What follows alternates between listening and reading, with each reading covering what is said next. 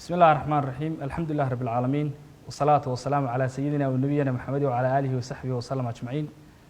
maanta oo ay bishu tahay 28kii bishii toddobaad 2020 oo waafaqsan 7da bisha Dilxija 1441 shirkadda Telesom iyadoo ka duulaysa raaligelinta macaamiisheeda sida aad nooga barateen waxaan munaasabada weyn ee Ciid al-Adha idin kula dabaaldegaynaa adeeg cusub oo ay shirkaddu macaamiisheeda u diyaarisay adeegaas oo aan ugu magac darnay Kaafiye.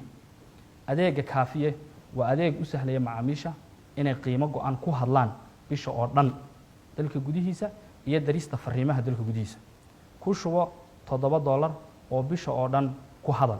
haddaba si aad ugu shubato adeega Kaafiye fadlan garaac xidig 8 eber 8 afar gees ama xidig 2 eber 2 afar gees. macmiilku waxa uu kaga shubanayaa adeega Saad Service.